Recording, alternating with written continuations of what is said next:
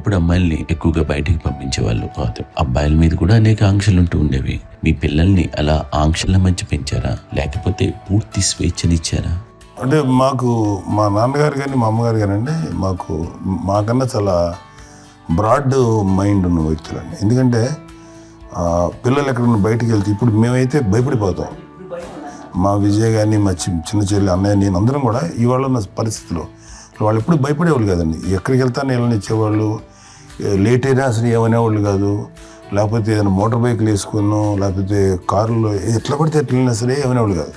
వాళ్ళు తెలియకుండానే మాకు ఒక ఫ్రీడమ్ ఇచ్చారండి.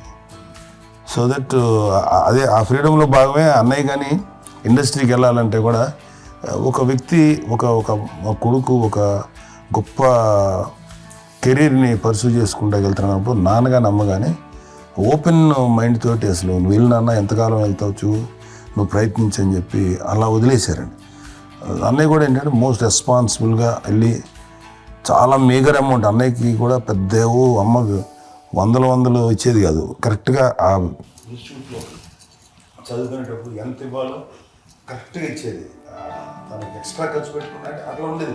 అంతే కదా, అంత జాగ్రత్తగా అన్నయ్య కూడా అంత రెస్పాన్సిబిలిటీగా జిప్పులో పెట్టి చేసి, అందువల్ల మా అమ్మ నమ్మకం చూడాలి. మా అమ్మ కానీ మా నాన్నగారి నమ్మకాన్ని ఎప్పుడు అది పాడు ఇంత నమ్మకానికి 10 times ఇచ్చాడు. ఏ వయసెస్ వైపు కానీ ఏ అలవాట్ల వైపు కానీ ఎందులో ఇండల్జ్ అవ్వకుండా నాకు నేనుగా నియంత్రించుకుంటూ సరైన మార్గంలో వెళ్ళేలాగా నాకు వెళ్ళటానికి లోపల ఆ స్ట్రాంగ్ థాట్.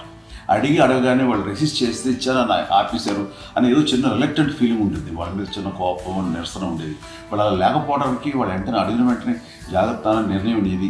కానీ జాగ్రత్త అని హెచ్చరిక చేయడంతో నాకు మరింత బాధ్యత తిరిగి గుర్తు తిరిగి నేను నడుచుకుంటూ వెళ్ళాను. కాబట్టి అది నాకు ప్లస్ అయ్యింది వాళ్ళ దగ్గర. అంటే మదర్ అంటే తల్లి అనే కాదు, మదర్ ఫీలింగ్ ఎవరిచ్చినా సరే అది నానైనా తల్లితో సమానం అనుకుంటాను. నాగబాబు చెప్పినట్లుగా అట్లాగా అలసిపోయి వచ్చిన నాకు కాళ్ళు నొక్కుతూ ఉంటే నాకు భయం వేసేసేది. ఆ తర్వాత పడుకో గలవాయించేవాడు. అది కూడా కోపం లేదు. అంటే ఉదాహరణ అంటే మళ్ళీ అదే నాకు వెళ్ళి తిడతారు, ఎందుకు కాపు పడుకుని ఎక్కడ నిద్ర వస్తాయండి నాన్న అనుకుంటుంటే. సో ఆ రకంగా నాన్న తన ప్రేమను చూపిస్తుంటారు. ఆ తర్వాత గోండా టైంలో కూడాను నేను ట్రైన్ కింద వెళ్తుంటే నాన్న అక్కడే ఉన్నారు, రాజమండ్రి దగ్గర ఆ ప్రాంతంలో షూటింగ్.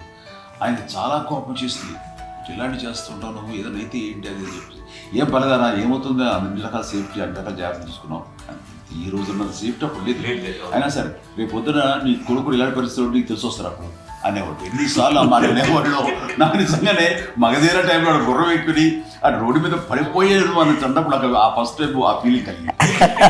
అలాగే పీటర్ హెయిన్స్ అనేవాడు ఫస్ట్ మగధీరలో జంప్ చేస్తారు, మోటార్ బైక్ జంప్ చేసినప్పుడు ట్రైన్లో పీటర్ హెయిన్స్ అంత హైట్ నుంచి 20 feet 25 feet హైట్ నుంచి పడిపోయి మొత్తాన్ని బోన్స్ని ఇరగొట్టుకుని వాడు 7 నెలల పాటు ఇప్పుడు హాస్పిటలైజ్డ్. అది వీడైతే ఏమో తలుచుకుని భయం వేసేసేది.